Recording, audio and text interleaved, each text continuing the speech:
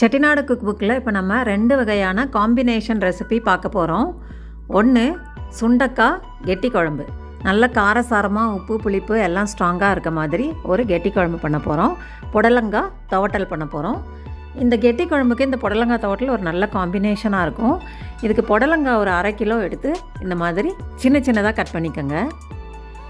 நைஸாக கட் பண்ணிக்கோங்க. 1 இன்ச் நீட்டத்தில் நைஸாக வர மாதிரி கட் பண்ணிக்கோங்க. எவ்வளோ நைஸாக பண்ணுறீங்களோ அவ்வளோ நல்லாயிருக்கும். இந்த மாதிரி நான் கட் பண்ணியிருக்கேன். ஒரே மாதிரி கட் பண்ணிக்கோங்க. நீட்டமாக ஒரே மாதிரி கட் பண்ணிக்கோங்க. அப்போ பார்க்குறதுக்கும் அழகாக இருக்கும், ஒரே மாதிரி சீக்கிரமாகவும் வெந்துடும்.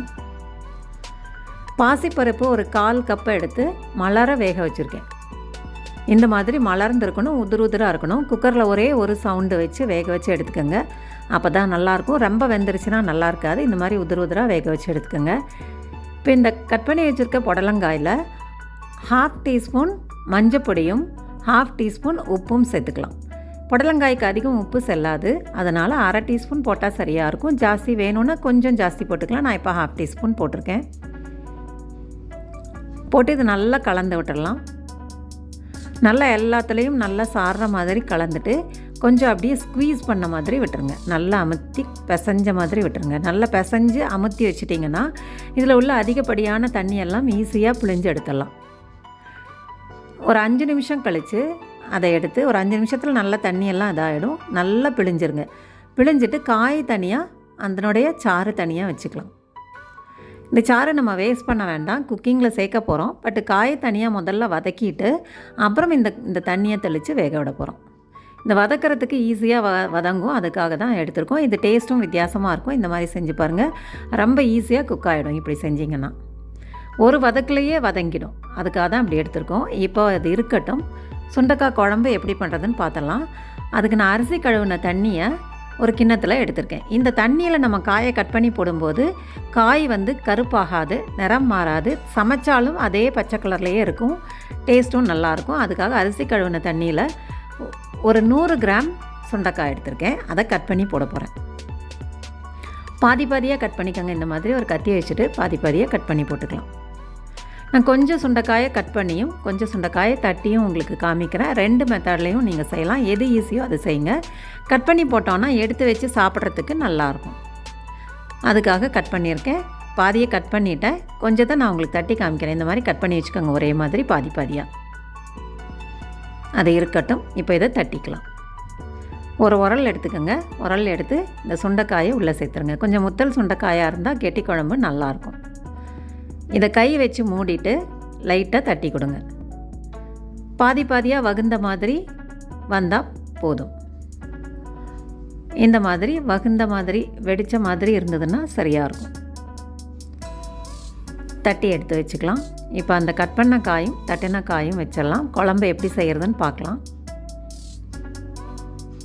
குழம்புக்கு தேவையான பொருளை பார்த்துடலாம். இப்போது ஒரு எலுமிச்சம்பழம் அளவு புளி எடுத்து நான் கரைச்சி வச்சுருக்கேன், ஊற வச்சுருக்கேன். அதை இப்போது வடிகட்டிக்கலாம். நல்லா கரைச்சிட்டு வடிகட்டிக்கலாம். ஒரு சின்ன லெமன் சைஸ் புளி எடுத்துக்கோங்க. இது புளிப்பு கொஞ்சம் நல்லா போட்டால் நல்லாயிருக்கும். புளிக்குழம்பு தான் அது. வடிகட்டி வச்சுட்டு ஒரு சின்ன தக்காளி, சின்ன வெங்காயம் ஒரு 10 சின்ன வெங்காயம் கட் பண்ணி வச்சுருக்கேன். அதே மாதிரி 10 பூண்டு, ஒரே ஒரு மிளகா வகுந்து வச்சுருக்கேன். இப்போ எல்லாம் ரெடியாகிடுச்சு. தாளிச்சிடலாம்.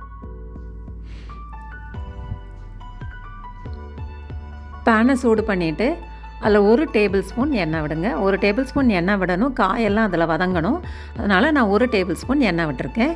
சோம்பு கொஞ்சோண்டு, சீரகம் 2 பாதி ஸ்பூன் போட்டுக்கலாம், 1/2 டீஸ்பூன். வெந்தயம் 1/4 டீஸ்பூன். சோம்பு, சீரகம், வெந்தயம் இது நல்லா பொரிஞ்சு வரட்டும். பொரிஞ்சு வரும்போது பூண்டு சேர்த்துடலாம். பூண்டு, பச்சை மிளகா, வெங்காயம், கருவேப்பிலை இது எல்லாத்தையும் சேர்த்து வதக்கி விடுங்க. பொன்னிறமாக வதங்கி வரும்போது சுண்டைக்காயும் சேர்த்துடலாம்.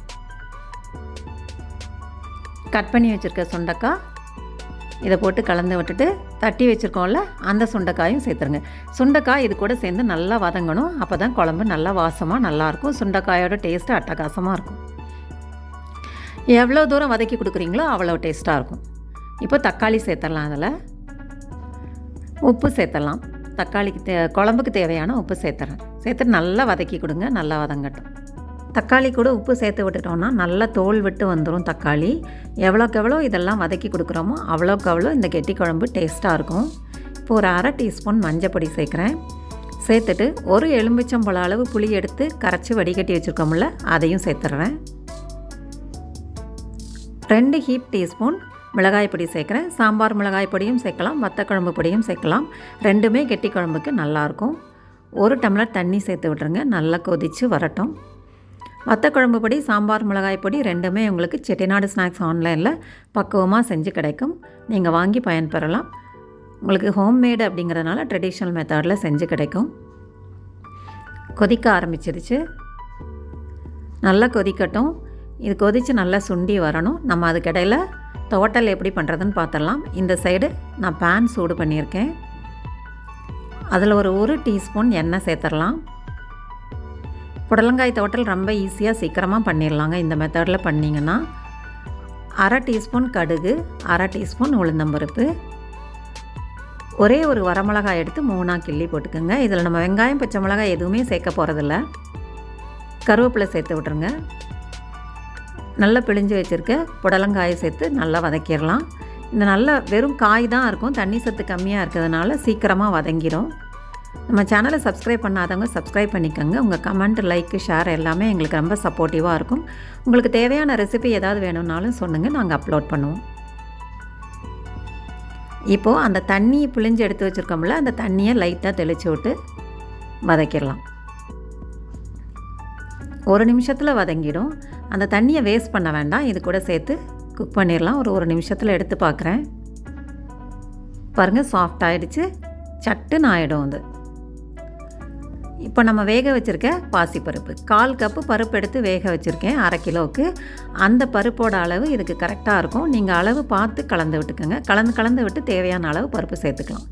மலர்ந்து வெந்திருக்கிறதுனால ரொம்ப அட்டகாசமாக இருக்கும் அது. இப்போ கரெக்டாக இருக்குது. அந்த 1/4 கப்பு பருப்பு எடுத்து வேக வச்சதை ஃபுல்லாக சேர்த்துட்டேன் நான். 1 கைப்பிடி தேங்காய் துருவல், அதையும் இது கூட சேர்ந்து கலந்து விட்டுருங்க. இது ஒரு 1 நிமிஷம் அப்படியே இருக்கட்டும். குழம்பு ரெடி ஆயிடுச்சான்னு பார்த்துடலாம். அட்டகாசமாக குழம்பு ரெடி ஆயிடுச்சு. மேலே எண்ணெய் கசிஞ்சு வந்துடுச்சு. காயெல்லாம் வெந்து நல்லா கெட்டியாகிடுச்சு. சூப்பராக இருக்குது. இப்போ கொஞ்சோண்டு வெல்லம் சேர்த்துடலாம். இது பேலன்ஸ் டேஸ்ட் கொடுக்கும், அதுக்காக தான். இப்போ ஒரு பவுலுக்கு மாற்றிடலாம். ரெடி ஆகிடுச்சு. எவ்வளோ அழகாக ரெடி ஆகிடுச்சு பாருங்கள். சூப்பராக இருக்கும் இந்த கெட்டி குழம்பு. தட்டியும் செய்யலாம், கட் பண்ணி போட்டும் செய்யலாம். நல்லாயிருக்கும் அது. துவட்டலும் ரெடி ஆயிடுச்சு, கெட்டி குழம்பும் ரெடி ஆயிடுச்சு. துவட்டலும் பாருங்கள் ஒரே மாதிரி குக்காக இருக்குது. பச்சை கலர், மஞ்சள் கலர், வெள்ளை கலர். அட்டகாசமாக இருக்குது. பார்க்கும்போதே உங்களுக்கு இது பெஸ்ட் காம்பினேஷனாக இருக்கும். செட்டிநாடு சைடு ஸ்டைலில் பார்த்திங்கன்னா ஒரு கெட்டி குழம்பு, ஒரு கூட்டு அல்லது துவட்டல் அல்லது பருப்பு துவையல். ஒன்று நல்லா ஸ்பைஸியாக இருக்கும், ஒன்று மைல்டாக இருக்கும். இந்த மாதிரியான பேலன்ஸ்டு டேஸ்ட்டு செட்டிநாடு மெனுவோட ஸ்பெஷல்னே சொல்லலாம். செஞ்சு பாருங்கள். செஞ்சு பார்த்துட்டு உங்களோட ஃபீட்பேக் எங்களுக்கு கொடுங்க. சப்ஸ்கிரைப் பண்ணாதவங்க சப்ஸ்கிரைப் பண்ணிக்கோங்க. இந்த மாதிரி நிறைய காம்பினேஷன் ஆஃப் ரெசிபீஸ் அப்லோட் பண்ணுவோம். வாங்க சுவையை ரசிக்கலாம். தேங்க்ஸ் ஃபார் வாட்சிங்.